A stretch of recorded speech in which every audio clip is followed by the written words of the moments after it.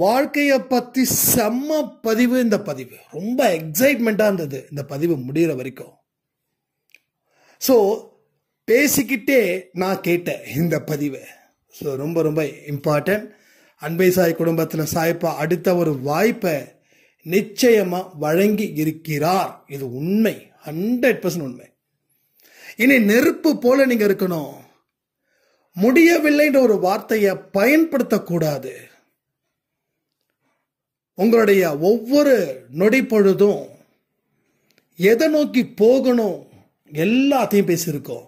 So திரும்பவும் சொல்கிறேன், இந்த ஆடியோவை நீங்கள் நிச்சயமாக லைக் பண்ணணும், கமெண்ட் பண்ணணும், ஷேர் பண்ணணும். இதை இனி என் வாயில் சொல்லிக்கிட்டு தான் இருப்பேன் நான். என்னங்க யூடியூபர் மாதிரி பேசாது. யூடியூபர் மாதிரி பேசாதது என்னுடைய இது கிடையாது. இது பலருக்கு போகணும். அதன் மூலமாக நிறைய மனுஷங்களை நான் மட்டும் மாற்றினா போதுமா, நீங்களும் மாற்றணும். உங்களுக்கும் தான் அந்த பொறுப்பு கொடுத்துருக்காங்க. அதோட பொறுப்போடு ஆடியோவை கேட்போம், சொல்லக்கூடிய விஷயத்தை செய்வோம். நாம் மற்றவங்களுக்கும் நமக்கும் ரோல் மாடலாக இருப்போம்னு சொல்லி இந்த பதிவை நான் தொடங்குறேன். சாய்ரா, என் உயிரின் உயிரானவர்களே, இன்னைக்கு காலையில் அன்பே சாயில் வெற்றி நிச்சயம் சாயின் சத்தியம் ஆக்சுவலி வேற சேனலுக்கு பப்ளிஷ் பண்ண வேண்டியது தவறுதலாக இந்த சேனலுக்கு போயிடுச்சு. ஆனாலும் அந்த ஆடியோ பப்ளிஷ் ஆகிடுச்சு. அது கொஞ்சம் கேட்டுக்கோங்க. அதில் நாம் சொன்ன மிக முக்கியமான ஒரு விஷயம் வாக்கு தத்துவம். அந்த வாக்கு தத்துவம் ரொம்ப அற்புதமாக இருக்குது, ரொம்ப சூப்பராக இருக்குது. சாய்ப்பா ஒரு வழியை ஏற்படுத்தி இருக்காரு அந்த ஒத்த வார்த்தையில். எனக்கு இதை பற்றி இன்னும் கொஞ்சம் டீட்டெயில்டாக பேசுனீங்கன்னா நிறைய புரிதல் எனக்கு கிடைக்கும் அப்படின்னு சொன்னாங்க. விவேகானந்தர் சொன்னக்கூடிய வார்த்தையை வச்சு அதுக்கு நான் பதில் கொடுக்கிறேன். ஒன்ன நீ நம்பு, உன் கையே உனக்கு உதவி. உனக்குள் உதவிகள் உனக்குள்ளே இருக்குது. ஸோ இப்படிப்பட்ட ஒரு விஷயத்தை அவர் சொல்லி வச்சிருக்கார். ஸோ எப்படி சொல்லியிருப்பாரு, எதை வச்சு சொல்லியிருப்பாரு? சும்மா ஒரு சினிமா படத்தில் வர ஹீரோக்கள் ஒரு பஞ்ச் பேசிட்டு போற மாதிரி சொல்லிட்டு போயிருப்பாரா என்ன? அப்படி சொல்லி வச்ச மாதிரி தெரியல. ஏன்னா அவர்கள்லாம் ஞானிகள், கடவுள்கிட்ட இருந்து வந்தவர்கள். அப்போ நம்மளாம் பூதத்துக்கிட்ட இருந்து வந்தோமான்னு நம்ம கேட்கலாம். அவங்களாம் பல பிறவிகள் எடுத்து தெய்வீக தன்மையை உணர்ந்து இறையருள் முழுவதும் பெற்ற அற்புத குழந்தைகள். இவரோட வயசுலாம் பார்த்தீங்கன்னா யாரும் 100 வயசு சென்டம் போட்டிருக்க மாட்டாங்க. எல்லாம் 40க்குள்ள எல்லா வேலையும் முடிஞ்சிடும், வந்த வேலை முடிஞ்சிடும். ஸோ கடவுள் யாரையும் 100 வயசு வரைக்கும்லாம் வாழ்ந்து நீ கஷ்டப்படுன்னு சொல்ல மாட்டார். விவேகானந்தரும் அப்படிதான், ஜீசஸும் அப்படிதான். இன்னும் எத்தனை மேதைகள் அந்த ஏஜுக்குள்ள முடிஞ்சாங்கன்னு தெரியல. வந்த வேலை முடிஞ்சிருச்சு, கிளம்பிட்டாங்க. அப்போ கடவுள்கிட்ட இருந்து நேரடியாக வந்த எந்த ஒரு மகான்களும் பஞ்ச் டைலாக்கு பேச இல்லை. பஞ்ச் டைலாக்கு பேசுறவங்க அத்தனை பேரும் துணிச்சல் இல்லாதவர்களாக தான் இருப்பார்கள். சினிமாவில் நடிக்கிறவங்க அவங்க ஹீரோ, ஓகே, அவங்க சம்பளம் அது ஓகே. ஜெனரலாக சொல்கிறேன். சில பேர்லாம் பஞ்ச் டைலாக் நம்ம பேசுகிறோம் தெரியுமா, நான் யாருன்னு தெரியுமா, நான் நினைச்சா என்ன ஆயிடுப்பேன் தெரியுமா, யார் ஆக வேண்டான்னு சொன்னால் எதுவுமே ஆக முடியாமல் இப்படி உக்காந்துட்டு இருக்கிறவங்க தான் பஞ்ச் பேசுவாங்க. ஸோ பஞ்ச் பேசுறதுல நானும் ஒரு ஆள். அப்போ தான் நான் யோசிக்கிறேன், பஞ்ச் பேசுகிறோம், ஏன் பேசுகிறோம், எதுக்கு பேசுகிறோம்? கீழே இருக்கிறதால நம்ம தற்காப்பு கலை சொல்லுவாங்க, கராத்தே, அது மாதிரி என்ன நான் தற்காத்துப்பதற்காக பஞ்ச் பேசுறது. நான்லாம் நினைச்சா நீ தாங்க மாட்ட தெரியுமா, யாரு வேண்டான்னா எதிரிகளை அழிக்கணும் அப்படின்னா அதற்கு உண்டான டெக்னிக்ஸ் நமக்கு தெரிஞ்சிருந்தா கண்டிப்பா எதிரியை அழிச்சிருப்போம். ஆனா நாம கதை விடுவோம். நான்லாம் நினைச்சா நீ எல்லாம் என் முன்னாடி நின்று பேசக்கூட முடியாது. இந்த மாதிரி பஞ்ச் டைலாக பேசுறவங்க கொஞ்சம் கமெண்ட் பண்றீங்களா? இப்ப இல்ல, இதுக்கு முன்னாடி சொல்றேன். பிறந்ததுலேருந்து ஒரு இடத்த கூட பஞ்ச் பேசியிருக்க மாட்டோம். ஸோ ஹீரோக்கள் பேசுறாங்கன்னா மறுபடியும் சொல்றேன், அது அவங்க ப்ரொஃபஷனல், அவங்க பேசலாம். அவங்க பேசுறாங்கிறதுக்காக நாம பேசிட்டு இருக்கோம் பாருங்க, அதுதான் பெரிய காமெடி. ஸோ நாம தான் காமெடியன்ஸ், ஸோ ஹீரோஸ் கிடையாது. அப்ப நம்ம எத்தனையோ விஷயங்க அப்ப நம்ம சாதாரணமா சொல்லியிருப்போம். நானும் எப்படிப்பட்ட ஆள் தெரியுமா, என்னெல்லாம் சீண்டாத, அவ்வளோதான், நல்லா கோவப்பட்டேன், உன்னை அழிச்சிடுவேன். இப்ப மட்டும் கோவப்பட்டு தானே பேசிட்டு இருக்கோம், அன்பாலையா பேசிட்டு இருக்கோம், கோவப்பட்டு தானே பேசிட்டு இருக்கோம். வாழ்க்கையில நம்ம தொலைஞ்சு போயிட்டோம். வாழ்க்கையில சில பேசிக்கான விஷயத்த நீங்க அக்செப்ட் பண்ணாதான் அங்க இருந்து ஸ்டார்ட் பண்ண முடியும். நாம தொலைச்சிக்கிட்டோம், அதனால தொலைஞ்சு போனோம். நாம தொலைச்சதால நம்ம தொலைஞ்சு போனோம். நம்மளை மத்தவன் தொலைக்கல, நாமளே நம்ம தொலைச்சிட்டோம். அம்மா அப்பாவோட கையில பிடிக்கிற வரைக்கும் குழந்தை ஸ்ட்ராங். அம்மா அப்பாவை உதறி விட்டுட்டு கூட்டத்தில் ஓடுற குழந்தைங்க சேஃப் கிடையாது, தொலைஞ்சது. அப்படிதான் நாம நல்ல விஷயங்களை கையில வைக்காம, கடவுளுடைய கையில நம்ம கையை ஒப்படைக்காம, நாம இஷ்டத்துக்கு ஆட்டம் போடணும்னு நினைச்சதால உதறி விட்டு வெளியில வந்தோம். அதனால நாம நம்மளை தொலைச்சோம், அதனால தொலைஞ்சு போனோம். தொலைஞ்சு போனதால ஒரு அடையாளம் நமக்கு தேவைப்படுது. அந்த அடையாளத்துக்காகத்தான் இத்தனை வார்த்தைகள் நம்ம பேசுறோம். ஸோ விவேகானந்தர் அப்படின்ற மனிதர்கள் அனைத்து பேரும் அந்த பஞ்ச் பேசுறதுக்காக வரல,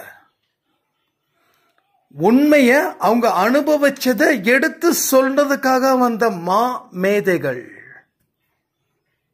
அவங்க என்ன அனுபவிச்சாங்களோ அதை சொல்ல வந்தாங்க.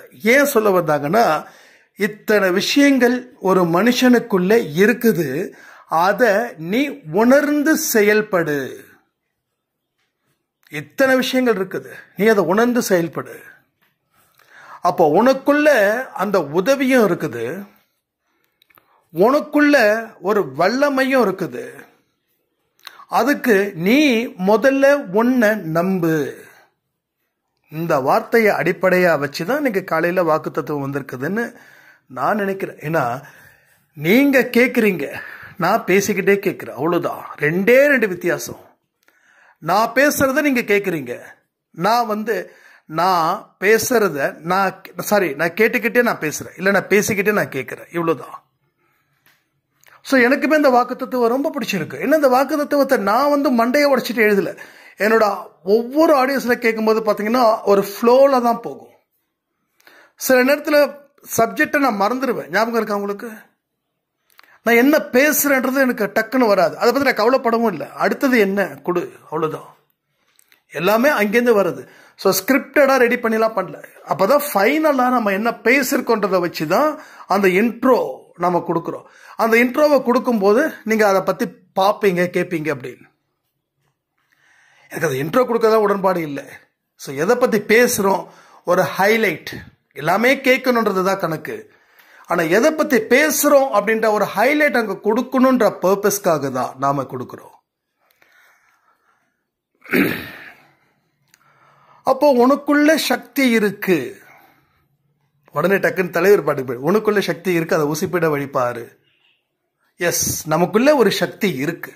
அந்த சக்தி ஏற்கனவே இறைவனால் கொடுக்கப்பட்டது. என்னைக்கு நாம கர்மா அடுத்த பிறவிக்கு எடுக்குதோ அப்பவே கடவுள் அந்த சக்தியை கொடுத்துட்டார். புதுசா கொடுக்க வேண்டிய அவசியமே இல்லை. அந்த சக்தி உன்னை வழி நடத்தணும் அப்படின்னா நீ கடவுள் சொல்வது போல் கேட்டு நட, வாழு. இந்த ரெண்டையும் செய்ய உனக்கு எல்லாமே நல்லது நடக்கும்.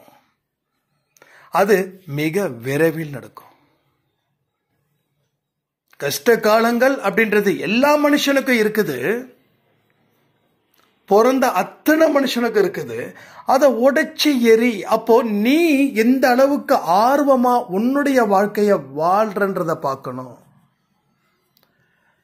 நீ எந்த அளவுக்கு ஆர்வத்தோட நீ இருக்கிறையோ அந்த அளவுக்கு உனக்கு கடவுள் வழிகாட்டுவாரு.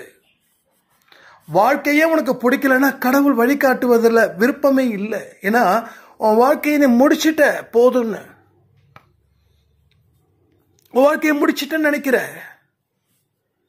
நீ முடிஞ்சு போச்சுன்னு நினைச்சதால அது முடிஞ்சதே தவிர வேற யாரும் முடிக்கிறாங்கன்னு நீ நினைக்காத.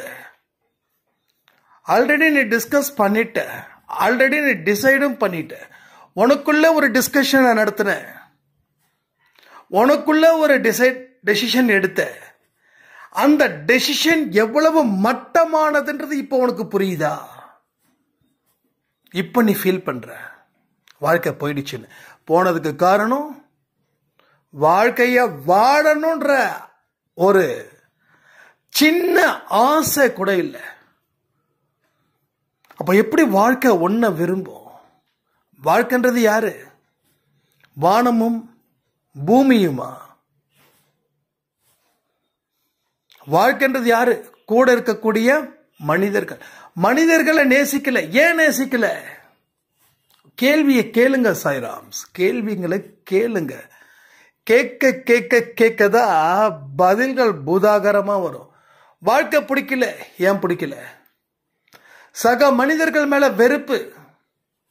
ஏன் வெறுப்பு? நீ எதிர்பார்த்த மாதிரி அவன் நடந்துக்கல. நீ எதிர்பார்த்த மாதிரி அவன் நடந்துக்கல, அதனால மனிதங்களை பிடிக்கல. எந்த மனுஷனும் நீ எதிர்பார்த்த மாதிரி நடக்கலனா அதுக்கு பிரச்சனை காரணம் நீயா தான் இருக்க. நீ ரொம்ப ரொம்ப ஒரு ஒரு கல்லு மாதிரி இருக்க. நான் கரையவே மாட்டேன், நான் இப்படிதான் அப்படின்னு. சில நேரத்தில் நானே அப்படி இருந்திருக்கேன்.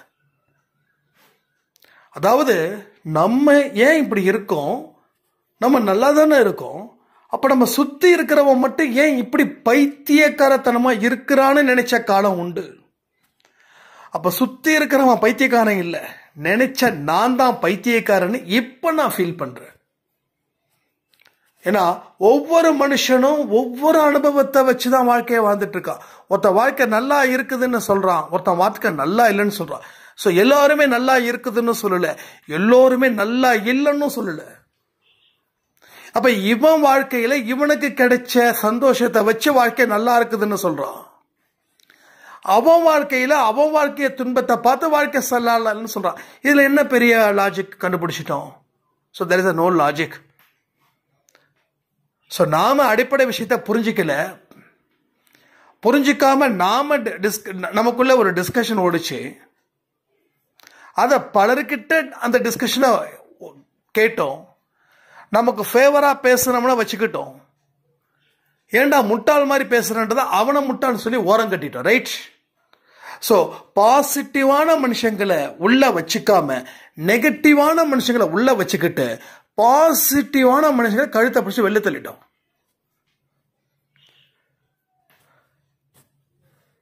சோ அந்த ரீசன் அடிப்படையா வச்சதாலதான் நமக்குள்ள ஒரு டெசிஷன் எடுத்து வாழ்க்கைய கீழே கீழே கீழே இறக்கிக்கிட்டோம்.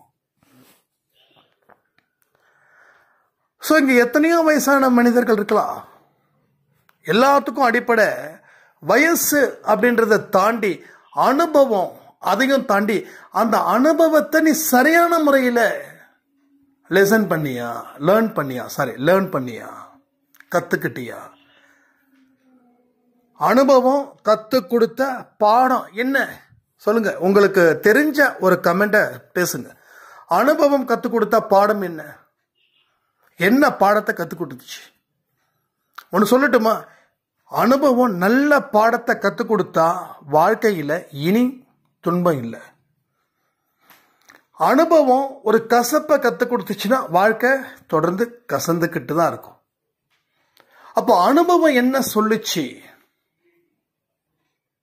அனுபவம் எப்படிப்பட்ட வழியை கொடுத்துச்சு? அதற்கு முன்னாடி ஏற்படுத்தப்பட்ட வழி என்ன? வலிக்குதேன்னு நினைச்ச அழுவுறது பெருசா? இந்த வழி வந்ததால நான் சிந்திச்சேன் அப்படின்றது பெருசான்றது யோசிச்சு பாருங்க. வாழ்க்கையில தோத்துட்டோன்ற வழி இருக்கு. ஆனா ஏன் தோத்தோம் அப்படின்னும் போது அந்த வழி தெரியாது, வழி பிறக்கும். சோ பெயின் இங்க இல்ல, ஒரு நல்ல வழி இங்க இருக்குது. ஏன் தோத்துட்டோன்னு நினைக்கும் போது நம்பிக்கை தாராளமா வரும். தோத்துட்டோமேன்னு நினைக்கும் போது நம்பிக்கை போயிடும். வார்த்தை வந்து ஒன்று தான், ஆனால் லாஸ்ட்டில் இருக்கக்கூடிய ஸ்லாங்கு தான் மாறுது. ஏன் தோத்தோம், ஏன் என்ற ஒரு வார்த்தையை நீங்கள் போட்டிங்கன்னா நம்பிக்கை, ஏன் அப்படின்ற வார்த்தையை போடாமல் இருந்தா அவநம்பிக்கை. ஏன் தோத்தோம் அப்படின்னா கேள்வி கேட்குறீங்க. இப்போ ஏன்ற கேள்வியை, ஏன் அப்படின்ற ஒரு விஷயத்தை அழிச்சிட்டு தோத்துட்டோம் அப்படின்னா முடிஞ்சதுன்னு அர்த்தம். என்னைக்குமே நீர் போல ஓடிக்கிட்டே இருக்கணும், நீர் போல ஓடிக்கிட்டே இருக்கணும். ஸோ சக்சஸ் பாயிண்டே அதுதான். ஒரு தண்ணி போயிட்டு ஓடிக்கிட்டே இருந்தா அதுக்கு பிரச்சனை இல்லை, அது புனிதமான நீர். அதே தண்ணி திசை மாறி ஒரு பக்கம் நின்றுடுச்சுன்னா அங்க அந்த தண்ணி துர்நாற்றம் வீசும். ஏன்னா சேரக்கூடிய இடத்தை பொறுத்து. அதே போல அந்த அனுபவங்கள் எதை வச்சு லிங்க் பண்ணுது, எதை வச்சு ஒரு விஷயத்தை கற்றுக் கொடுக்குது, எதை வச்சு அடுத்த அடிக்கு அது தயாராகுது, இதை யோசிக்காம நாம கண்டதை யோசிக்கிறோம். இந்த யோசிக்கக்கூடிய விஷயம் கூட சிலது ரொம்ப பயனுள்ளதா இருக்கும். 1-2 விஷயங்கள் தான் யோசிக்கவே முடியும் நல்ல விஷயத்தை பொறுத்த வரைக்கும். ஆனா மோசமான விஷயத்துக்கு லட்சம் கோடி கூட பத்தாது, மில்லியன் கூட பத்தாது. சோ அந்த அளவுக்கு நிறைய யோசிச்சுக்கிட்டே இருப்போம். அப்போ விவேகானந்தர் சொன்ன அந்த வார்த்தை இங்க எவ்வளவு முக்கியத்துவம் பெறுதுன்றதை பாருங்களா. உங்களுக்குள்ள ஒரு உதவி, எஸ், உங்களுக்குள்ள கேள்விகளை கேளு. கேள்விகளை கேட்கும்போது உதவிகளை பிறரை தேடி நீ போகாத, உனக்குள்ள அந்த உதவிகள் ஆட்டோமேட்டிக்கா கிடைக்கும். அதை வச்சு வாழ்க்கையில நீ முன்னேறு, அதை வச்சு அடுத்த கட்டத்துக்கு நீ மூவ் ஆகு. ஸோ இப்படிதான் போகணும். ஸோ மூணு என்ன, நகர்வு. ஏன் நம்ம நகர மாட்டேன்றோம்?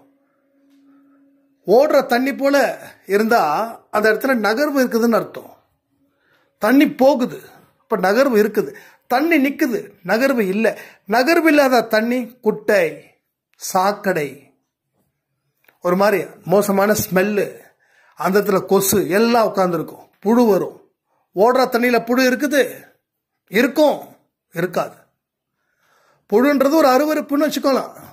அப்ப ஏன் வருது, எப்படி வருது? அப்ப எந்த இடத்துல சேர்ந்தா நீ எப்படி இருக்க, அப்ப எந்த இடத்துல சேரணும்? ஸோ இதை எல்லாத்தையும் அமைதியான முறையில் யோசிச்சு செயல்பட்டா ஒரு காது கிழிக்கிற அளவுக்கு புகழோட வாழலாம் உங்க காலத்தில். ரைட்? ஸோ இதுல நான் என்னென்ன பேசியிருக்கேன்றது உங்களுக்கு நல்லா தெரியும், இது வரைக்கும் பேசின வரைக்கும். இதுல உங்களுக்கு எது முரண்பாடா இருக்குது, எது சந்தேகமா இருக்குதுன்றதையும் கமெண்ட்ல கமெண்ட் பண்ணுங்க. இல்ல 8122000332 இந்த நம்பருக்கு வாட்ஸ்அப் பண்ணுங்க. ஏன்னா இனி உங்களோட ஒட்டுமொத்த வாட்ஸ்அப்பையும் இருக்கக்கூடியது கேட்கலான்னு முடிவு பண்ணியிருக்கேன். ஏன்னா இதுல சாயப்பா எனக்கு ஒரு விஷயத்த சொல்றாரு, ஏன்னா நீ சரியா அவங்களுக்கு ஆன்சர் பண்ணல, அதனால அவங்க கேர் எடுக்காம கூட இருக்கலாம்ல அப்படின்னு. உண்மைதான். அதனால உங்களோட வேல்யூபிள் டவுட்ஸ் கண்டிப்பா அதை நான் ஒன்று கேட்டுட்டேன்னா உங்களுக்கு அதுல பதில் சொல்றேன், இல்ல இது மாதிரி பதில் சொல்றேன். இங்க எத்தனையோ நம்ம சேனல்ஸ் 4 சேனல்ஸ் இருக்குது. 4 சேனல் நம்ம ஆக்டிவேட் பண்ண ட்ரை பண்ணுவோம். சாய் 365 ரொம்ப நாள் ஆச்சுன்னு நினைக்கிறேன். சாய் குரல்லி கொஞ்ச நாள் ஆச்சு. ஏன்னா விஷ்ணு சாய்ராமுக்கு கொஞ்சம் உடம்பு சரியில்லை, இப்பதான் கொஞ்சம் கியூரா ஆயிருக்கார் நல்லபடியா கடவுளோட அருளால. ஸோ அதனாலதான் எனக்கு பிரார்த்தனை நேரத்தில் கூட என்னோட பதிவை கொடுக்க வேண்டிய ஒரு நிலை. ஸோ எல்லாமே இனி தெளிவா இருக்கணுன்றது என்னோட பிரார்த்தனை. ஸோ நீங்களும் பிரார்த்தனை பண்ணுங்க, எல்லா இன்ஃபர்மேஷன்ஸும் நமக்கு வரணும். ஸோ இது ரொம்ப ரொம்ப ரொம்ப இம்பார்ட்டன்ட். இனிமே எடுக்கக்கூடிய ஸ்டெப்ஸ் இது வரைக்கும் பரவாயில்லைங்க, நோ ப்ராப்ளம். இது வரைக்கும் போனதை பத்தி கவலைப்பட வேண்டாம். ஆனா இதையே நம்ம தினமும் சொல்லிட்டு இருக்க கூடாது. இதுவே தினமும் சொல்லிக்கிட்டு இருந்தா இன்று போய் நாளை வான்ற கணக்காயிடும். ஒரு கடங்காரங்கிட்ட தினமும் கடங்காரன் எப்போ பணம் கிடைக்கும், நாளைக்கு வாப்பா, இன்னைக்கு போயிட்டு நாளைக்கு வாப்பா. உடனே அவனும் கேட்டுக்கிட்டே இருக்கான், இவனும் சொல்லிக்கிட்டே இருக்கான். கடைசியில் கடன்காரனுக்கு ஒரு போர்டை கொடுத்துட்டான், இன்று போய் நாளை வா. எதுக்கு சொல்லணும்? அப்போ நாளைன்றது எது? தேதி தான் குறிப்பிடணும். உங்கள் தேதியை குறிப்பிடல. நாளைக்கு பார்த்துக்கலாம் நீங்கள் சொல்கிறீங்களே, நாளைன்றது என்னது? சனிக்கிழமை. ஓகே, நாளைன்றது என்னது? சனிக்கிழமை. நாளைன்றது டேட் என்னது உங்களுக்கு? 17. 17ஆம் தேதி அன்று இதை செய்வேன்னு சொல்லிட்டீங்கன்னா கூட நம்பலாம். ஆனால் தேதியும் கிழமையும் குறிப்பிடாம நாளை அப்படின்னா நீங்க இப்பவும் ஏமாத்திக்கிட்டு இருக்கீங்க. மற்றவங்கள இல்லை, உங்களை. இங்க நிறைய பேர் நினைக்கிறாங்க மற்றவங்களை ஏமாத்திட்டு நாம சாதிச்சிட்டோன்னு. யாரையும் ஏமாத்தல. மற்றவனை ஏமாத்துனீங்க உண்மை. ஆனா அவனை ஏமாத்துனீங்க நீங்க நினைக்கிறீங்களா? இல்லை, நீங்க ஏமாந்தீங்க. அதே போல மற்றவங்களுக்கு உதவி பண்ணீங்க, அந்த உதவி உங்களுக்கே சேருது. எது எதெல்லாம் நீங்க மற்றவங்களுக்கு செய்றீங்களோ அது எல்லாமே உங்களுக்கானது. என்னைக்குமே இந்த விதை போட்டு செடி வர்றதுக்கு பல நாட்கள் ஆகும், பல மாசங்கள் ஆகும். அது போலதான் உடனே பலன் எதிர்பார்க்க முடியாது. ஆனா பலன் வந்துருச்சுன்னா அதை யாராலையும் கலைக்கவும் முடியாது. அவ்வளவு ஸ்ட்ராங்கா இருக்கும். ஒரு விதையில இருந்து எவ்வளவு அழகான செடிகள் வளருது யோசிச்சு பாருங்க. ஒரு விதையிலிருந்து எவ்வளோ. நெல்லுக்கு என்ன போடுறோம்? விதை போடுறோம் தானே, விதை தானே அது பேரு, விதை போடுறோம். அந்த விதை போட்டதால தான் நம்ம வயிறு நிறையுது. அது கோதுமையோ அரிசியோ. ஸோ கோதுமையை பேஸ் பண்ணி சாப்பிட்றவங்களுக்கு கோதுமை, அரிசியை பேஸ் பண்ணி சாப்பிட்றோம் அரிசி. பட் ஒரு விதையில தான் சூட்சமே இருக்கு. ஸோ அதே போலதான் நம்ம வாழ்க்கையில எண்ணம் அப்படின்ற விதைய எப்படி விதைக்கிறோமோ அந்த விதையை பொறுத்து அது உயிர் பெறுது. அதனோட உயிரை பொறுத்து அதனோட தன்மைகள் மாறுது. அப்ப இதெல்லாம் நம்ம யோசிக்காம நாம இப்ப வரைக்கும் என்னால முடியலன்ற ஒரு மட்டமான கேவலமான கீழ்த்தரமான வார்த்தையை பயன்படுத்தி கொண்டிருக்கிறோம். என்னால முடியலன்ற ஒரு வார்த்தை என்னைக்குமே ஒரு மட்டமான மோசமான கீழ்த்தரமான வார்த்தைகள். கமெண்ட் பண்றீங்களா? ஏன்னா எந்த விஷயத்த கமெண்ட் பண்ண சொல்றனோ அதை கமெண்ட் பண்ணுங்க. ஏன்னா இது சில விஷயங்கள் இப்ப நான் நேத்து கூட நினைச்சேன் என்னால முடியலையே அப்படின்னு. அந்த வார்த்தைக்கு இன்னைக்கு கடவுள் பதில் சொல்றாரு. இது ஒரு மட்டமான மோசமான கீழ்த்தரமான வார்த்தை. உனக்குள் கடவுள் இறங்கி வேலை பார்த்து கொண்டு இருக்கும் போது நீ முடியலன்னு சொன்னா அவர் என்ன சொல்லுவாரு? மோசமான வார்த்தையை நீ சொல்றன்னு சொல்லுவாரா, சொல்ல மாட்டாரா? ஒரு மட்டமான வார்த்தையை சொல்றீங்களா அப்படின்னு கேட்பாரு, கேட்க மாட்டாரா? சோ இனி என் வாழ்வில் முடியவில்லை என்ற வார்த்தை வராது. நீ முயற்சி பண்ணி தோத்துப்போ, கடவுள் சந்தோஷப்படுவார். ஆனா முயற்சி பண்ணாம தோத்து போயிடாத, கடவுள் உன் மேல கடும் கோபத்துக்கு ஆளாகி நிற்பார். ஒரு ஸ்கூல்ல மொத்தம் 40 பசங்க, நல்லா படிக்கிற பசங்க 10 பேர். அந்த 10 பேர் மேலதான் அந்த ஸ்கூல் டீச்சர்ஸ் கடுமையா நடந்துப்பாங்க. ஏன் சொல்லுங்க? படிக்காத பசங்க மேலதானே கடுமையா நடந்துக்கணும். படிக்காத பசங்க மேலேயும் தண்டனை கொடுப்பாங்க. ஆனா அவங்களோட தண்டனையை விட இந்த 10 பசங்களுக்கு தண்டனை அதிகமா இருக்கும். ஏன்னா டீச்சர் அவருடைய ஒட்டுமொத்த நேரத்தையும் அந்த 10 பசங்க மேல செலவு பண்றாரு. அந்த பசங்களுக்காக நிறைய டிப்ஸை கொடுக்கிறார். ஏன்னா படிக்கிற பசங்க கெட்டிக்கார பசங்க. அப்போ அவருடைய எதிர்பார்க்கிற அளவுக்கு அவர் கொண்டு வர்றார். அதுக்கு மொத்தத்தை டீச்சர் தான் அங்க படிக்கிறார். இங்க எல்லா டீச்சருக்கும் நம்ம நன்றிகளை சொல்லிக்கலாம். அவங்க இல்லைன்னா நானும் இல்லை, நீங்களும் இல்லை. ஸோ இங்க டீச்சர்ஸ் எத்தனை பேருன்னு எனக்கு தெரியல, கமெண்ட் பண்ணுங்க. உங்களை தெய்வத்துக்கு சமமா அன்பே சாய் குடும்பத்தில் இருக்கிறவங்க மதிக்கிறோம். நீங்க இல்லைன்னா நாங்க இல்லை. இன்னைக்கு நான் ரோட்டுல ஒரு குப்பையை தூக்கி போடுறதில்ல, ஒரு எச்சை துப்புறதில்லை. அதுக்கு காரணம் கடவுளா இருந்த என்னோட ஹெட் மாஸ்டர். எனக்கு முன்னாடி ஒரு குப்பை இருக்குது, அந்த குப்பையை நான் போடல. அவர் ஒரு மைக்கில் கையில் பிடிச்சிட்டு பேட்டரி போட்ட ஒரு மைக்கில் டே எருமா மாடே அப்படின்னு கத்துனார். நான் திரும்பி பார்த்தேன். அங்கே நில்லுடான்னாரு. வந்தார். ஏண்டா குப்பை போட்டிருக்கிற அப்படின்னாரு. சார் நான் போடல சார் அப்படின்னு. நான் போடலன்னு சொன்னவனே என்னை என்ன பண்ணாரு, தலையை பிடிச்சி முதுகில் பலார்னு ஒன்று கொடுத்தாரு. போட்டவனை கூட விட்டுடலாம், ஆனால் போட்டுட்டு ஒரு தப்பு இருக்குது அதை கண்டுக்காமல் போகிறப்பாரு, ஒன்றை தாண்டா அதிகம் அடிக்கணும்னு சொல்லி கன்னத்தில் 2, முதுகில் 2. இப்போ வாக்கிங் போகும்போது இந்த சரக்கு அடிக்கிற குடிமகன்கள்லாம் அந்த பக்கம் பாட்டிலை தூக்கி போட்டுப்பானுங்க. முதல்ல வாக்கிங் போகும்போது எங்கெங்கெல்லாம் பாட்டில்ஸ் கிடைக்குதோ அதை எல்லாத்தையும் காலால் ஒரு ஓரமாக வச்சுட்டு நான் போவேன். அன்னைக்கு விழுந்த அடி இன்னைக்கு. நான் தண்ணி அடிக்கிற பழக்கம் எனக்கு இல்லை. அந்த பாட்டில் அங்கே கிடக்குது. அப்போ அந்த பாட்டில் நான் போடலன்னு சொல்லி போகிறவங்க இப்போ என்ன பார்த்து இன்னொரு பெரியவர் வாக்கிங் போவார். அவர் ஸ்டிக்கை வச்சுட்டு வாக்கிங் போவார். அவர் என்ன பண்ணுறாரு, அன்னைக்கு ஓரமாக உட்காந்து தள்ளி விட்டுருக்காரு. ஸோ ஒருத்தவங்களை பார்த்து ஒருத்தவங்க தெரிந்துறாங்க. ஸோ இந்த மாதிரி தான். அப்போ அந்த டீச்சர்ஸ் எனக்கு தெய்வமா இல்லையா? இன்னைக்கு என்ன பார்த்து விஷ்ணு ஃபாலோ பண்ணுறார். ஏதாவது ஸ்நாக்ஸ் அந்த ஒரு பாலித்தீன் கவரில் இது பண்ணால் கூட குப்பையில் போட மாட்டேன். உடனே ஒரு பாக்கெட் எடுத்து வச்சுப்பார். எடுத்து வச்சுட்டு எங்கே குப்பை இருக்குதோ அங்கே தூக்கி போடுவார். எச்சு துப்புறது கிடையாது. அப்போது நம்ம மட்டும் மாறல, நம்ம சுற்றி இருக்கிறவங்களும் மாத்திரம். நான் ஒரு நாள் கூட விஷ்ணு சாயிட்ட சொன்னது கிடையாது குப்பையை அப்படி போடக்கூடாது, எச்சி துப்பக்கூடாது. ஸோ நம்மளை பார்த்து வளரக்கூடியவன் நம்மள மாதிரி தான் இருப்பான். ரைட்டா? மாறி இருக்க மாட்டான். ஸோ உங்கள் பிள்ளைகளும் உங்களை பார்த்து வளர்றாங்க. அப்போ நீங்கள் எப்படி இருக்கீங்களோ அதனுடைய தாக்கம் தான் அப்படி இருக்கும். இன்னைக்கு குழந்தைங்க சரியில்லைன்னா நீங்கள் சரியில்லைன்னு அர்த்தம். குழந்தைங்க கெட்ட வார்த்தை பேசுகிறாங்க, அதுக்கு காரணம் அப்பாவும் அம்மாவும் பேசக்கூடிய உரையாடல் மோசமான உரையாடலாக இருக்கும். அம்மாக்கள் பேச மாட்டாங்க, அப்பாக்கள் பேசுவாங்க அசிங்கமான வார்த்தைகள்.